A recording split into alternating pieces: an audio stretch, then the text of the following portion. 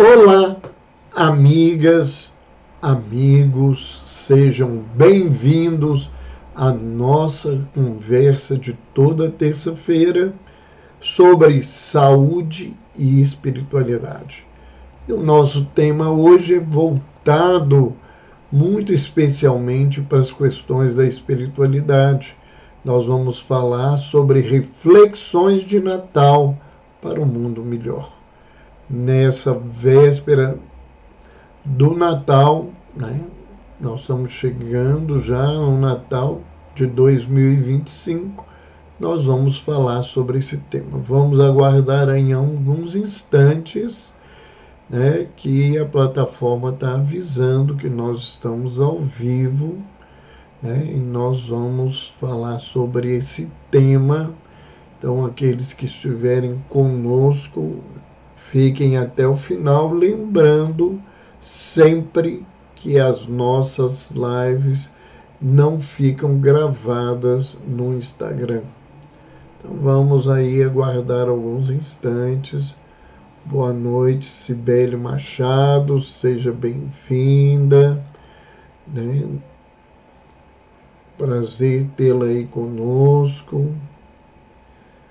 Vamos aguardando um pouco que as pessoas estão sendo avisadas que nós estamos ao vivo. Lembrando que certamente hoje muitos daqueles companheiros, né, estão aí se preparando para a festividade de Natal e é por isso que nós optamos a falar sobre esse tema que nós achamos também que é importante a gente refletir sobre as questões do Natal num sentido de crescimento pessoal. Quem esteve conosco na última semana, nós falamos sobre os impactos das festividades dentro da vida dos portadores de transtornos mentais. Boa noite, Alisson Ferreira, seja bem-vindo.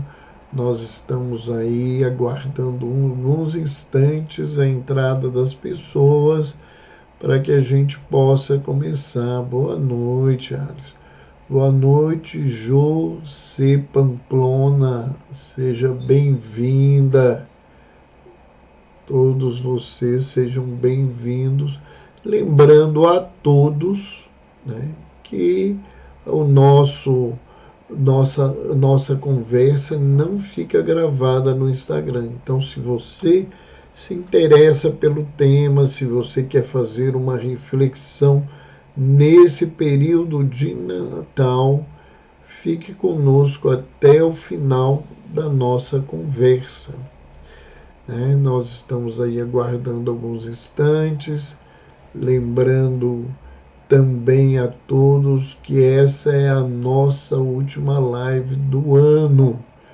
Nós vamos ficar aí durante 2 semanas sem as nossas atividades. Nós vamos voltar no dia 13 de janeiro. Então, nós vamos ficar aí 2 semanas sem as nossas atividades. Vamos começar a nossa conversa, né? O que a gente quer trazer para vocês, o que nós vamos falar aí hoje. Nós vamos falar um pouco do significado do Natal, nos evangelhos, do que a gente pode pensar sobre isso. Buscar essa mensagem de amor e compaixão que o Evangelho, na perspectiva do Natal, nos traz, e vamos falar um pouco sobre os valores natalinos importantes, que é o perdão, a reconciliação, a fraternidade. Falar um pouco sobre paz e justiça dentro do nosso aprendizado. Boa noite aí, Márcia 987, Gustavo Costa Moraes, Tainá Gomes, sejam bem-vindos à nossa conversa. Primeiramente, boa noite, Rosana Cunha, tudo bem? Seja bem-vinda mais uma vez. Nós não vamos discutir as questões que muitas vezes as pessoas levantam e esperam que a gente traga a questão de Jesus ter nascido de uma virgem, se a história do Natal ela é uma simbologia do nascimento de Jesus ou se ela é uma realidade. Nós não vamos discutir isso aqui.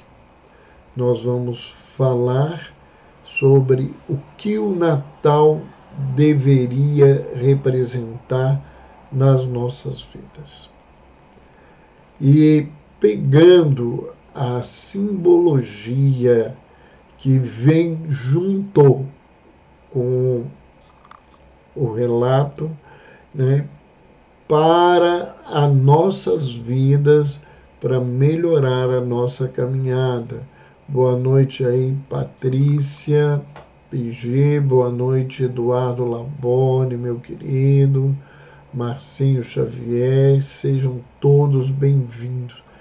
Primeiro, é muito importante lembrar que o nascimento de Jesus é relatado principalmente no Evangelho de Mateus e Lucas de uma forma e de uma perspectiva muito diferente. Não digo que elas são opostas, eu digo que elas são diferentes. E elas trazem para a gente reflexões interessantes. O Evangelho de Mateus, ele destaca o cumprimento da profecia messiânica. Ele, no Evangelho de Mateus, ele sendo um judeu e preocupado em apresentar para o mundo o Messias prometido, ele busca mostrar ao povo judeu e às pessoas que passariam a ser seguidores do Cristo, que isto que está relatado por ele é o cumprimento de uma profecia messiânica relacionada ao nascimento de Jesus. Então, o relato de que Jesus teria nascido em Belém, quem não sabe, Belém seria a terra de Davi. E as profecias falam que Jesus seria da hereditariedade da família de Davi. Então, ele apresenta uma árvore genealógica em que ele justifica que Jesus nasce em Belém, porque há uma profecia que fala que seria em Belém a terra aonde nasceria o Salvador dos judeus e que esse Salvador seria da linhagem de Davi. Então, o seu relato, ele envolve essa linhagem real e ele justifica ainda com a vinda dos reis magos, essa realeza que Jesus traria. Já o relato de Lucas é um relato de humildade. Lucas destaca um nascimento humilde em um estábulo, com pastores sendo os primeiros a receberem a notícia, ressaltando simplicidade e humildade. Quem está certo, quem está errado? Não, são abordagens diferentes. A abordagem de Mateus tenta destacar essa importância, a grandeza do Cristo dentro da visão do evangelista. Que ele seria o Rei dos Reis. Nós vamos ver que essa condição ela se torna um instrumento de acusação para que o Cristo fosse crucificado, afirmando que Jesus teria dito que ele era o rei, o verdadeiro rei de Israel. Num reino tomado por tantas lutas e disputas em si, internamente, um reino que era legislado por um outro povo, porque eles estavam sob o mando de Roma. Alguém se dizer que era o rei dos reis ofendia a César, de um lado, Roma, e ofendia o próprio povo judeu. Mas o relato de Lucas é um relato extremamente afetivo. Em Lucas, nós vamos ver a história de como que Maria teria ficado sabendo que ela ia ser mãe de Jesus.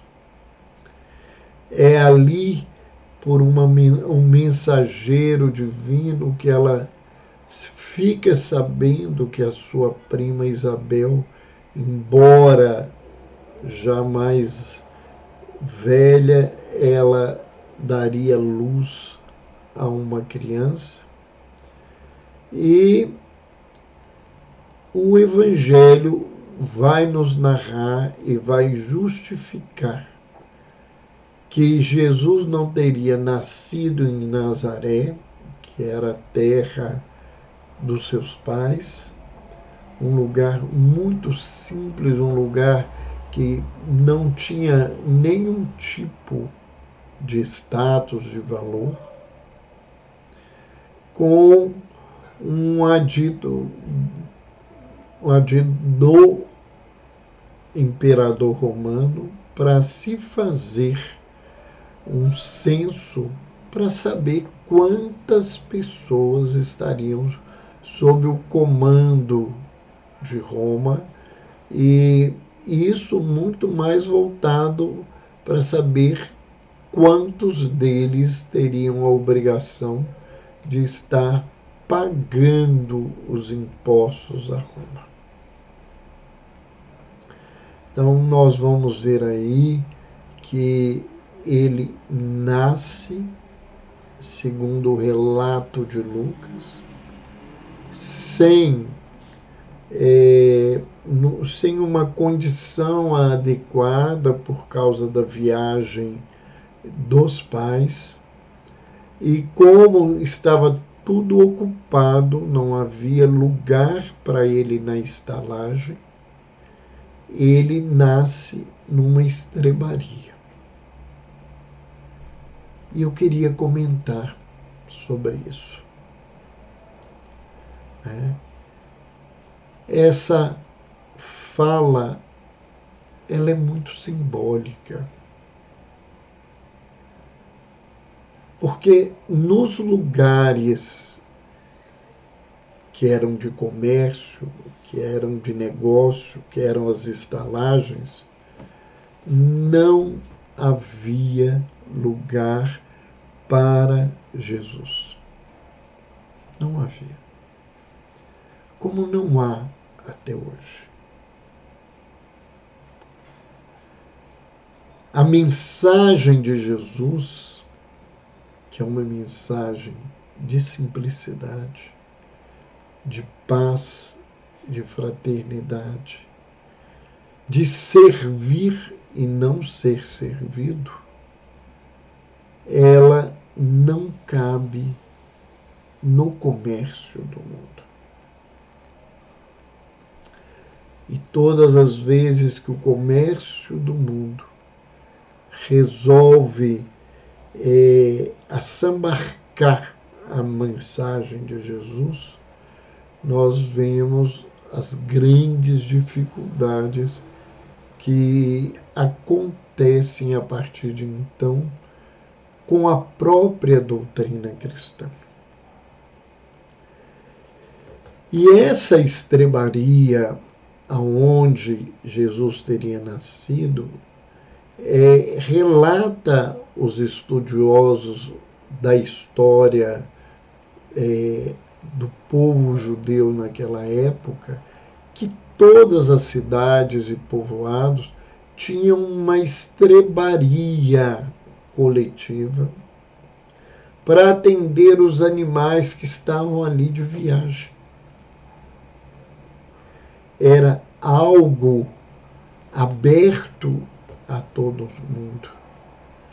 Algo que não era pedido nada para aquelas pessoas. E muitos dos viajores, pelas dificuldades do próprio povo, dormiam ali junto com os animais. Então, ali, nesse lugar público, aberto, é como se não tivesse donos, aonde todos podem usufruir, né, e podem entrar e sair. Esse é o lugar da mensagem de Jesus. Nós não devemos, de maneira nenhuma,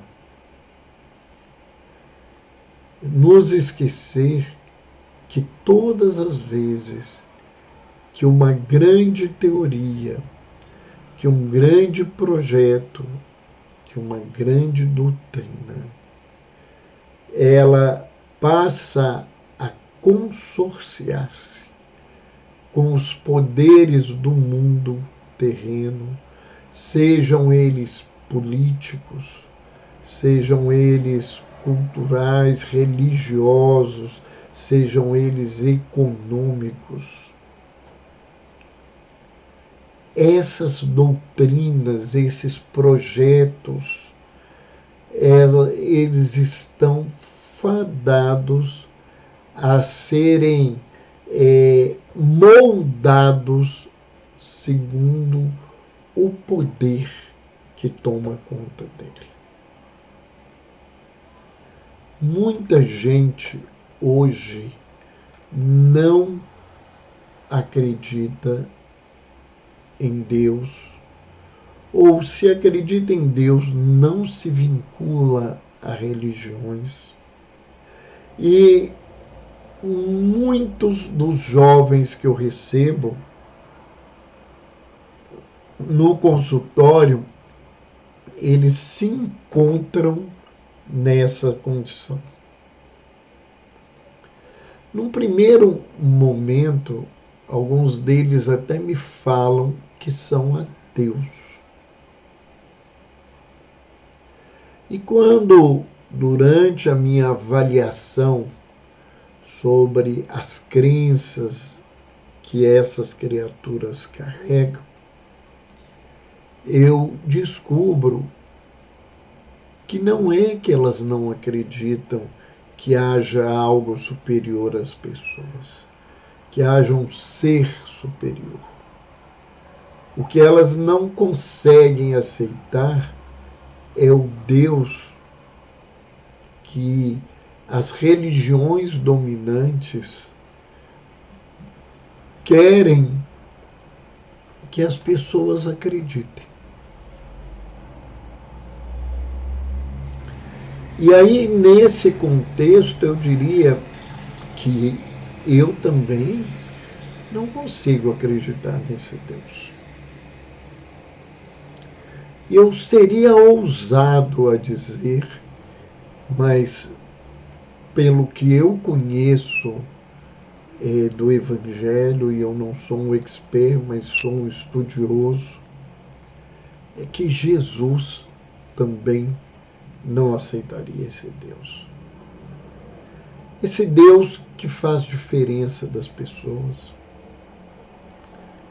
que não acolhe os desvalidos, que não acolhe as pessoas que estão em condições sociais de desigualdade, que são perseguidas pelos preconceitos sociais, as igrejas que vendem a paz, a salvação das pessoas por valores monetários,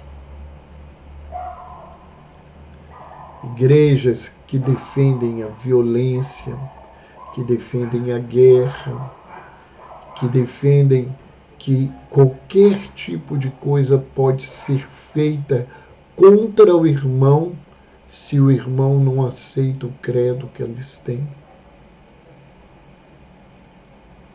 Esse não é o projeto do Natal. Esse Deus não é o Deus que Jesus nos ensinou.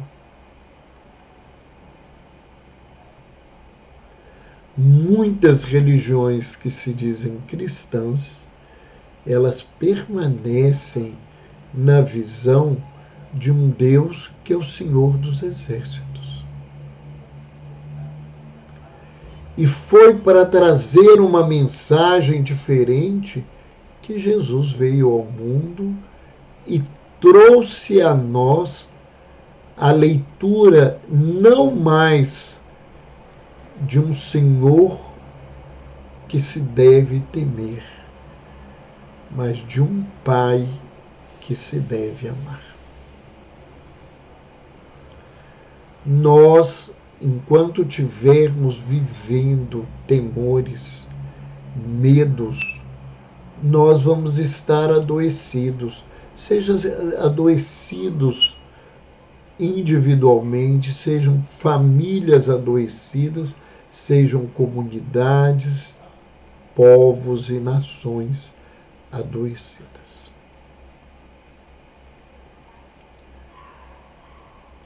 Deus não é Deus de ser temido. Deus é Deus de ser amado. E o propósito do nascimento de Jesus, com toda a sua simbologia, não é de restringir-se às estalagens do mundo, os comércios do mundo. Na realidade, a proposta é de que ele esteja nas estrebarias, nos lugares públicos, onde todos podem entrar e um dos poucos espaços onde os desvalidos poderiam descansar da viagem da própria vida. O relato do Natal, ele nos fala né, de que Maria teria envolvido Jesus em panos e colocado para ele dormir na manjedoura.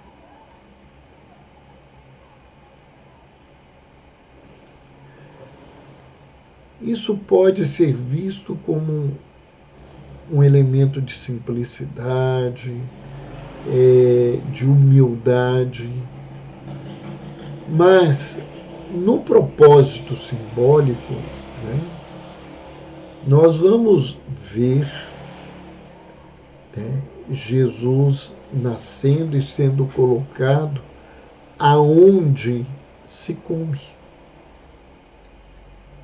Ele é colocado como um alimento.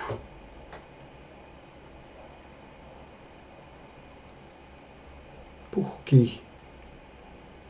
Porque ele seria o pão da vida. Que diferente do pão que teria caído, do maná que teria caído do céu, cumprindo, né, uma promessa ao povo judeu, ele seria o pão que saciaria a fome dos homens pela eternidade. Então nós não podemos nos esquecer que essa simbologia nos fala, né, que a sua doutrina, a doutrina de Jesus, ela é um alimento para as nossas almas. E hoje, quando a gente vê o conhecimento da espiritualidade, né, e vendo o que a espiritualidade pode fazer para a saúde do homem, né, para proteger os homens de situações tão graves e tão presentes como o suicídio e as dependências, sejam elas químicas, sejam elas emocionais, sejam elas de outras caminhadas, e hoje uma das dependências mais graves é a dependência tecnológica, e dentro dela, né, as questões da pornografia. Então, Jesus vem nos alimentar. Não é ele pessoa, é ele doutrina. Né? Nós temos que entender claramente esse propósito e essa situação. Né? Vamos ver ainda dois outros grandes simbolismos que estão no Evangelho e muito bem narrados no Evangelho de Lucas, que é considerado pelos estudiosos como o Evangelho de Maria. Por que isso? Porque Maria escreveu? Não. É porque Paulo teria orientado a Lucas. Lembremos-nos que Lucas, né, tem esse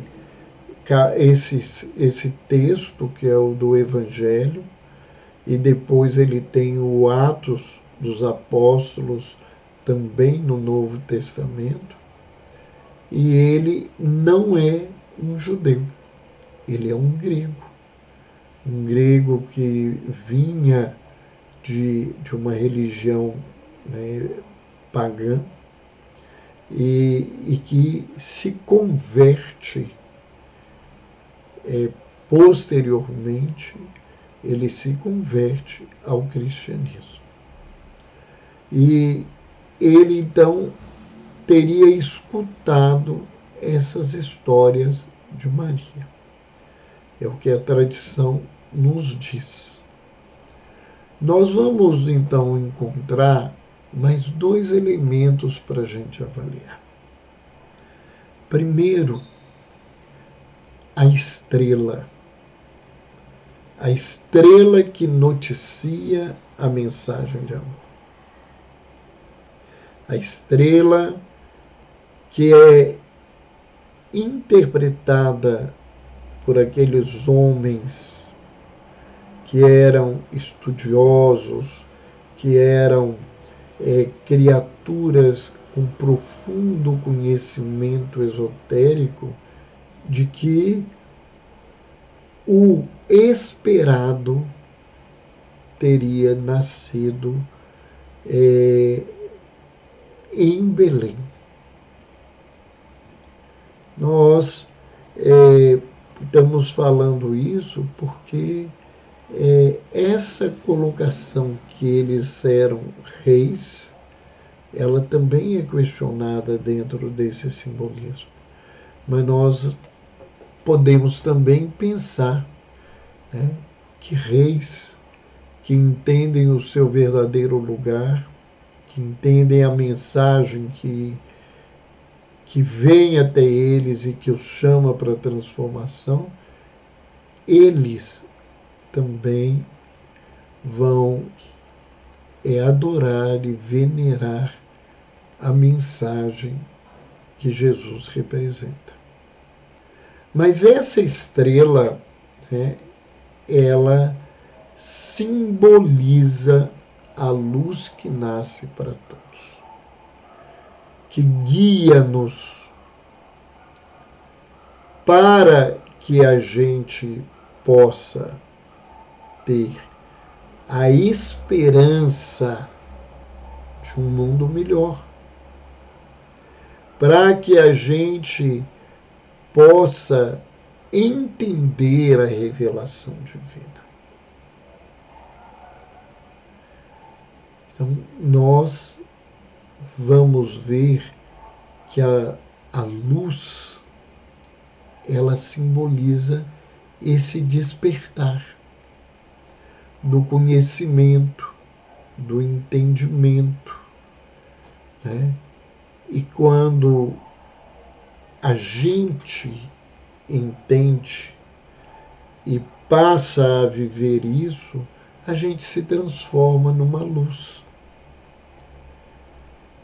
Que mesmo que a gente não faça nada para alardear o que nós vivemos, o nosso comportamento, ele notifica ao mundo aquilo que nós somos e que nós acreditamos.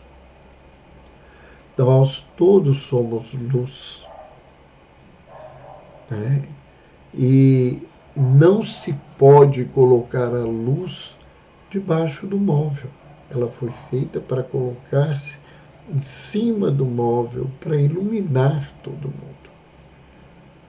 Se eu conheço, se eu acredito, se eu tenho em mim essa percepção, eu tenho que fazer com que as pessoas entendam. Não é converter as pessoas, porque o nosso papel não é converter as pessoas.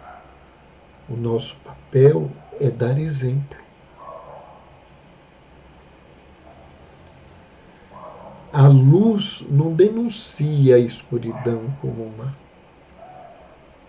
A luz, ela substitui a escuridão quando a escuridão já não precisa mais estar presente na vida do indivíduo. E nós vamos viver esses ciclos. A gente comemora o Natal todos os anos e vários propósitos das nossas vidas se repetem.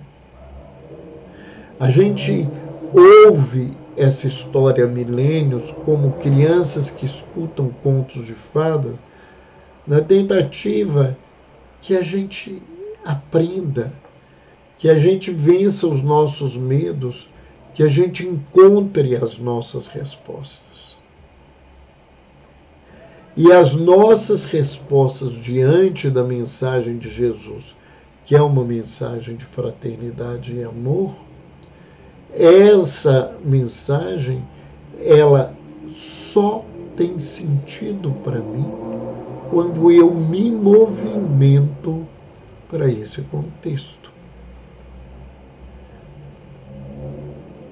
Boa noite, nós estamos vendo aí há algum tempo a chegada de muita gente, não tive jeito de acompanhar, agora estou vendo aí uma grande amiga que eu não vejo há muito tempo. Boa noite, Sandra Miramar, seja bem-vinda. Boa noite, RV Linhas, Yuri Gaipo, sejam todos bem-vindos à nossa conversa. Outro simbolismo que a gente gostaria de trazer é dos pastores. Segundo o relato, né, o anúncio é feito para eles. Não é feito para todos. Tanto que Herodes ficaria sabendo do nascimento dessa criança através daqueles magos que ali passaram, e ele não sabia onde seria, o que aconteceria, e ninguém sabia dizer para ele sobre isso. Essa mensagem de amor, ela só tem espaço no ser humano quando nós aprendemos a exercitar e a viver a humildade. E o que é ser humilde? Ser humilde não é ser simples. Ser humilde não é ser pobre. Ser humilde não é ser servil. Humilde, né? A palavra humildade tem a mesma origem de humus, né? De terra,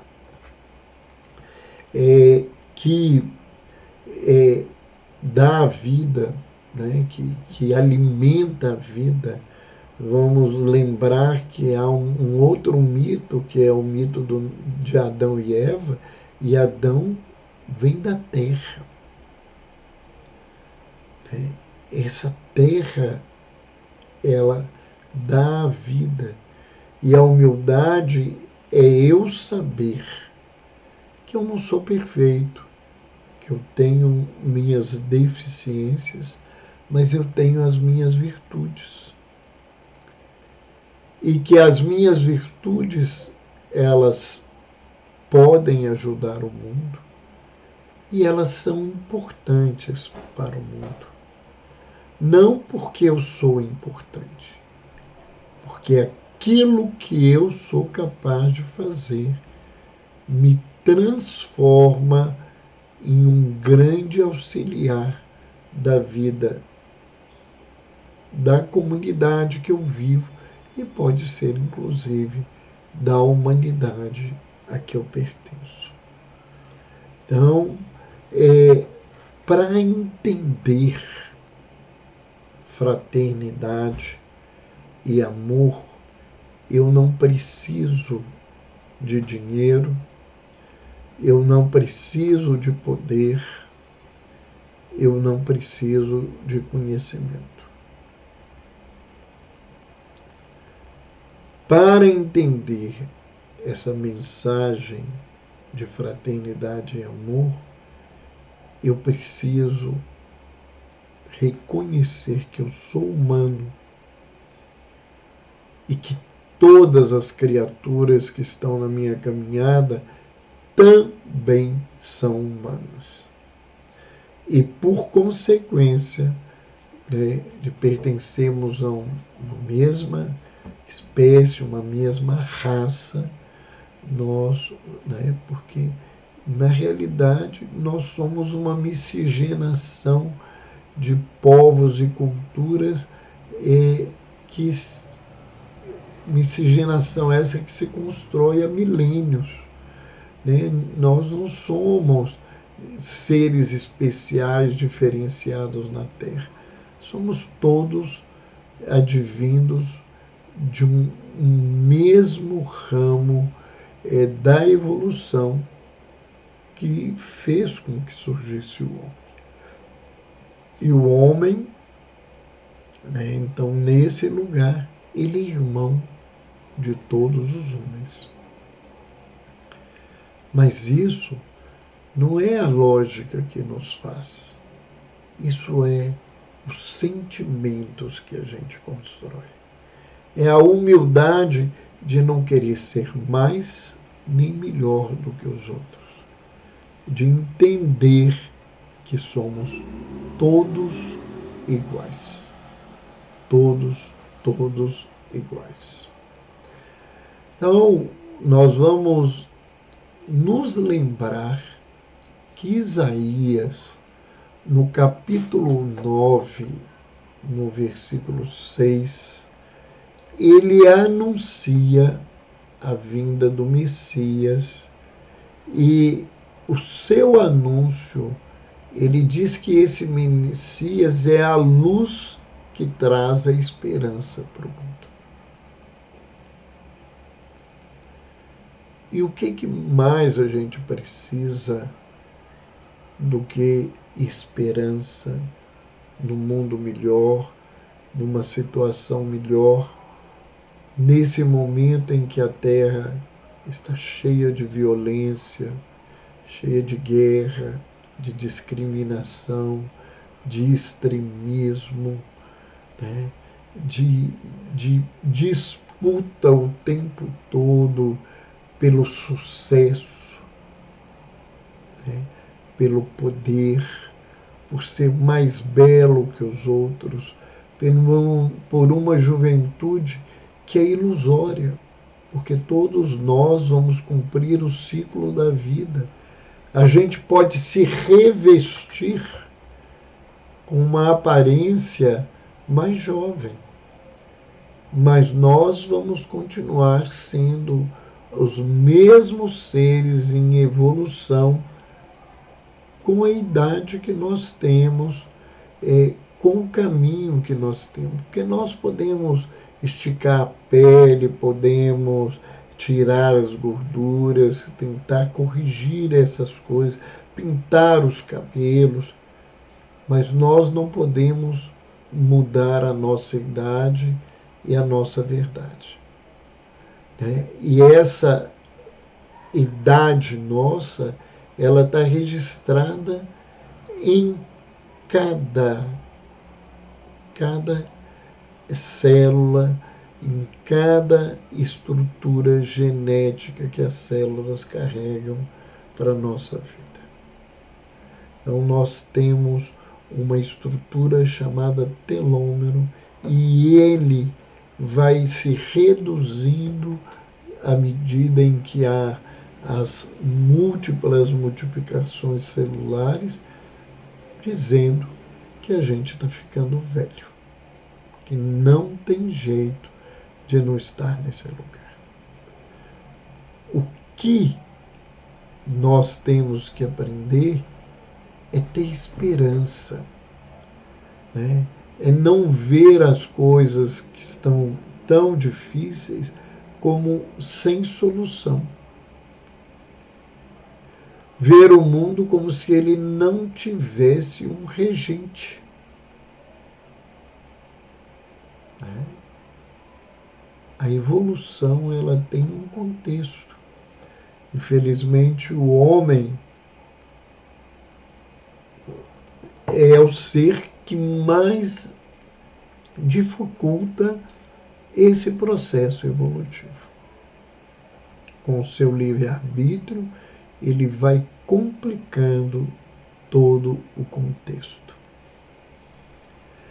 Mas na mensagem ainda do Evangelho, voltando para o Novo Testamento, Lucas, no capítulo 2, versículos 10 e 11, né, é onde que ele vai narrando para a gente toda essa história do Natal. Lucas enfatiza a alegria e a paz com o nascimento do Salvador, né? celebrar o Natal, né, deveria ser uma celebração de paz e alegria. Infelizmente, as celebrações elas se têm transformado em lugares de presentes, de muita comida, muita bebida e de muitas situações desafiadoras que podem se transformar em embates, conflitos, lutas, situações bastante complexas. A gente deveria aproveitar o momento do Natal, esse momento que nós estamos vivendo, para refletir. Eu estou em paz? Eu estou alegre? A minha vida está transcorrendo sem o peso? Eu tenho uma leveza da consciência tranquila, do dever cumprido? Será que a gente tem dentro de nós toda essa questão? Porque a mensagem do Natal não é simplesmente, né, essa mensagem que fica muito clara, né, na estrutura dos presépios, lembrando inclusive que o primeiro presépio que foi construído, né, foi feito, foi por Francisco de Assis, segundo a história da própria do próprio relato da Igreja Católica. Eduardo Laborde também. Presentes ausentes de Jesus, Santa Claus aproxima ou afasta? Santa Claus, né, que é o Papai Noel, e nós não podemos esquecer que Santa Claus é ainda um pouquinho diferente do Papai Noel. O Papai Noel é fruto da Coca-Cola, né? O Papai Noel é fruto do século XX. Não era essa visão. Né? Associa a um homem bondoso que teria vivido na Europa, chamado Nicolau, né? Que ele levava o alimento, a roupa para as pessoas pobres, né? A essa figura que traz presentes. Santa Claus afasta pessoas que não têm estrutura para lidar com esse convívio como acontece no Natal de hoje. Esse Santa Claus ele afasta porque criaturas começam a viver expectativas de terem coisas boas e tem que tomar a realidade, a dura realidade que às vezes a vida não tem nem o necessário para eles. Então, quando a gente fala do Natal, né, o Natal ele traz para muitos de nós, e isso é muito importante, para muitos cristãos, essa preocupação de ajudar o irmão necessitado. Lembrando, às vezes é muito importante a gente ter isso na nossa vida, que não deveria acontecer num dia só do ano. Falar em dia do ano, a gente sabe que Jesus não nasceu dia 25 de dezembro. Isso a gente pode dizer com tranquilidade. Essa data ela se mistura quando a Igreja Católica se junta ao Estado romano, a Roma, né, e mistura as coisas do paganismo com a festa do solstício de inverno, né, que busca o sol, a luz para iluminar os homens, para manter os homens na sua jornada. Então nós vamos entender muito claramente que a mensagem do Natal, para se transformar numa lição verdadeiramente de um mundo melhor, ela tem que ser interiorizada.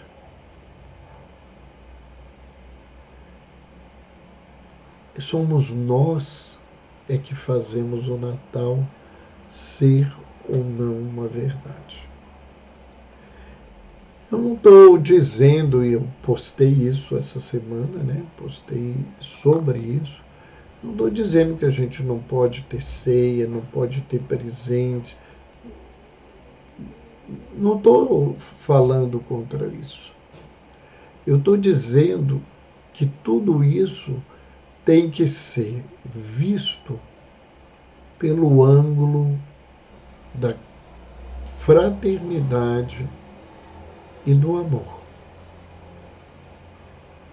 Se não houver fraternidade, se a gente não estiver buscando nos confraternizar verdadeiramente, a festa pode ser muito rica materialmente, mas ela não vai ter cumprido o seu papel de transformação. Dentro da psicanálise, da psicologia, nós sabemos que os mitos, eles têm uma função. E eles trazem uma proposta para as nossas vidas. E essas propostas, né, elas são transformadoras se eu conseguir compreender essa simbologia para a minha vida. E se eu pensar agora que é uma proposta muito distante, eu querer que o mundo amanheça nessa semana melhor, eu posso ter a certeza que se eu quiser e fizer, eu vou amanhecer melhor e com disciplina,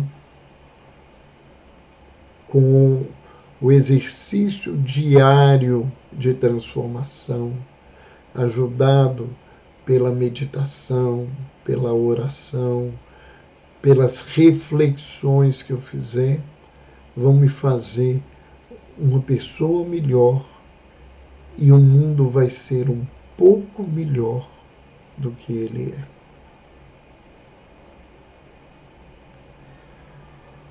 Então, que a gente possa aproveitar esse momento, esse contexto, né, e de lembrar que o Natal, né, ele é o Natal de Jesus. E que a proposta de Jesus é uma proposta de fraternidade, de amor, de ver Deus como o Pai de misericórdia.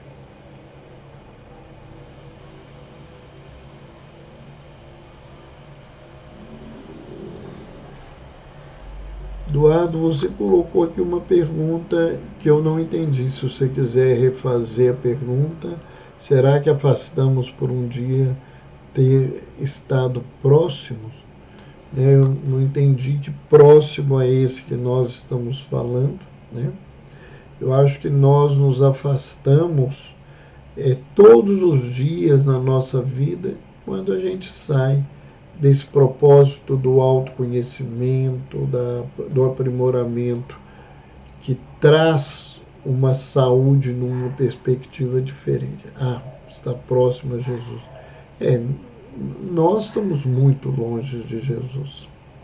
Não vou dizer que é todo mundo, não vou dizer que está tudo errado, não é essa a minha proposta, mas de lembrar, né, que do propósito de fraternidade, de amor, de glória a Deus, né, porque a mensagem é essa: glória a Deus nas alturas, paz na terra aos homens de boa vontade. Então, essa é a mensagem do Natal, de que a gente glorifique a divindade que nós sentimos na nossa vida e que a gente construa paz, nos transformando em pessoas, né, de muita boa vontade, de fazer o melhor que nós podemos. Lembramos aqui a todos nós, né, que nesse propósito, né, vamos tentar nos reconciliar, porque a mensagem de fraternidade é uma mensagem de reconciliação, reconciliar com os nossos parentes que estamos brigados, com as pessoas que nós convivemos, reconciliar com Deus, tem muita gente aí brigada com Deus, para que a nossa caminhada, porque reconciliar representa restaurar a comunhão, né? Reafirmar a esperança e o amor entre as pessoas e Deus. Muito obrigado aí, Carlos. Né? Então, para o mundo melhor, nessa mensagem proposta por Jesus de fraternidade e amor, a gente precisa acrescentar uma lembrança. E é uma lembrança de uma mensagem que Jesus traz em todo o seu relato, mas que está presente no momento da cruz. Quando ele se refere ao Pai e diz: perdoa-lhes, porque eles não sabem o que fazem. A gente precisa acrescentar para uma vivência real do Natal o exercício do perdão. Essa é a nossa proposta para a gente refletir num mundo melhor. Se a gente quer um mundo melhor, que a gente faça o melhor para o mundo. Lembramos mais uma vez aquelas pessoas que chegaram agora. Essa live não fica gravada no Instagram, mas a equipe está gravando, vai editá-la e ela vai para o nosso canal do YouTube, né? Que é Dr. Roberto Lúcio, que é um canal de saúde mental e espiritualidade. Se você não conhece ainda, conheça. Se inscreva, porque é importante para a plataforma saber que tem pessoas interessadas nesse tema e divulgá-lo. E marquem lá para notificar, porque todas as semanas nós trazemos algum tema novo, né? Sempre sobre saúde e espiritualidade. Na véspera do Natal, a gente sempre tira um momento para falar da espiritualidade, falar dessa mensagem de amor que eu acredito, que eu busco para a minha vida, Estou agradecendo aí as pessoas. Obrigado, Carlos Eduardo. Obrigado a Rosana. Obrigado, Livinha Bastos. Lívia Lima Bastos, a querida doutora Lívia, essa amiga nossa do coração. Margarete, muito obrigado. Né? Vamos fazer o melhor de nós na nossa jornada. E então, logo em breve, a nossa live vai estar no nosso canal, mas lá tem muita coisa para vocês aproveitarem esse nosso intervalo. Hoje é a última live do ano, nós só voltamos no dia 13 de janeiro. Um beijo no coração para quem está nos acompanhando, um Feliz Natal, boas festas, um ano novo de paz e de reflexões maiores. Até mais!